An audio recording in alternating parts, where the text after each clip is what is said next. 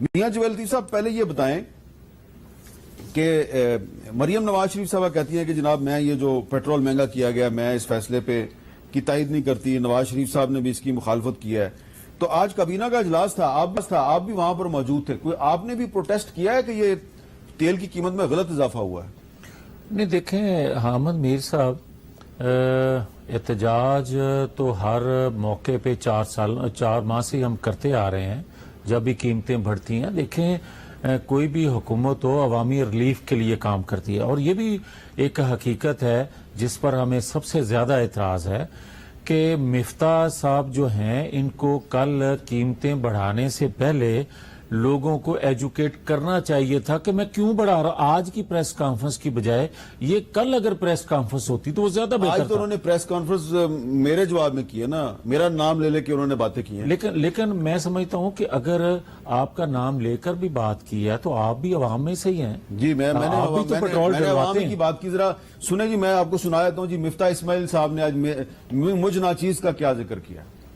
رات کو جب پیٹرول کی 6 روپے پرائز بڑھی ہے, ڈیزل کی 8 آنے کم ہوئی ہے, میرے خیال سے کیروسین میں اور لائٹ ڈیزل آئل میں سے بھی ایک چیز کی کم ہوئی ہے, ایک چیز کی کم بڑھی ہے. تو وہ حامد میر صاحب جو تھے میرے بھائی ہیں, بڑے جید صحافی, انہوں نے کہا کہ آپ نے تو کہا تھا کہ پرائز نہیں بڑھے گی. میں نے یہ نہیں کہا تھا کہ پرائز نہیں بڑھے گی, میں نے کہا تھا ٹیکس نہیں لگاؤں گا.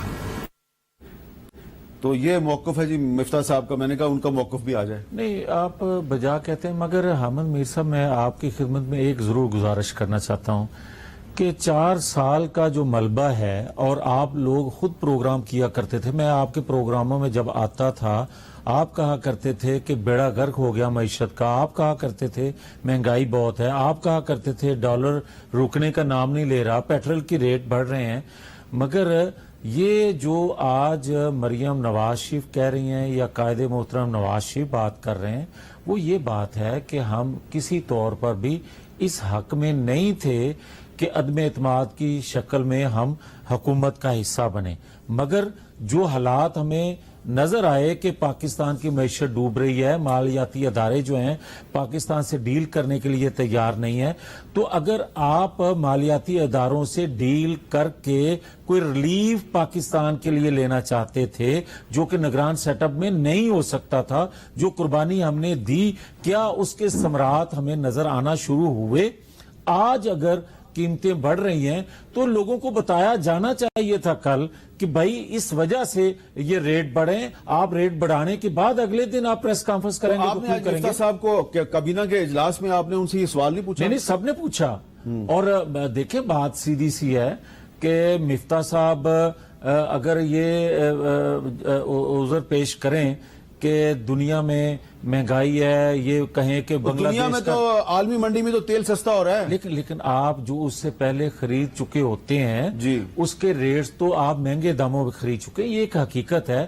مگر میرا اعتراض پھر بھی وہی ہے کہ آج کی پریس کانفرنس کی بجائے ان کو کل بتانا چاہیے تھا لوگوں کو کہ کیوں اس ریٹ پہ ہم دینے پر مجبور ہیں پیٹرول جو ہے, اور کب یہ کم ہو جائے گا. عالمی منڈی میں جو ریٹ کے پرائس کم ہو رہے ہیں تو اگلے دنوں میں ہم بھی یہ ریلیف پاکستانی قوم کو دیں گے. یہ سارا پیکج لوگوں کو بتانا چاہیے تھا. اچھا سلمان اکرم رائے صاحب, آپ تو ایک ماہر قانون ہیں, تو یہ جب ملک کا وزیر خزانہ کہتا ہے کہ میں نے پیٹرول مہنگا نہیں کیا, میں نے تو صرف اس پہ ٹیکس لگایا ہے, میں نے تو پیٹرول مہنگا نہیں کیا, تو یہ کیا, اس کا کیا مطلب ہے؟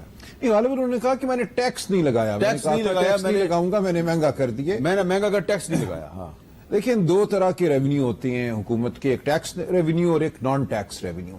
اب مجھے نہیں پتا صحیح کہ انہوں نے کیا کیا ہے یہاں پہ. ایک چیز ہوتی ہے پیٹرولیم لیوی.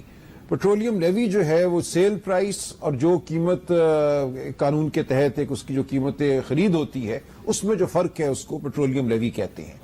تو کیا انہوں نے پیٹرولیم لیوی میں اضافہ کیا ہے؟ نتیجہ اس کا یہی ہوتا ہے کہ جو صارف نے قیمت ادا کرنی ہے وہ بڑھ جاتی ہے, خواہ وہ ٹیکس کی صورت میں ہو یا نان ٹیکس. آپ ایک اس کے اوپر ایک بوجھ ڈال دیں, صارف کو تو کوئی فرق نہیں پڑتا, اس کے لیے دونوں صورتوں میں قیمت بڑھ جاتی ہے. حکومت جو ہے اپنے کھاتے بدلتی رہتی ہے کہ یہ رقم ٹیکس میں ڈالی, یہ رقم نان ٹیکس میں ڈالی, لیکن آپ کا اعتراض بالکل درست ہے کہ صارف کو اس سے کوئی مطلب نہیں ہے. اچھا اب اس میں یہ بتائیں کہ یہ جو وہ کہہ رہے ہیں کہ میں نے ٹیکس نہیں لگایا, تو یہ جو ٹیکس نہ لگانا ہے یہ کوئی انہوں نے احسان کیا ہے, کوئی بہت انہوں نے کوئی بہت بڑا انقلابی قدم اٹھا دیا؟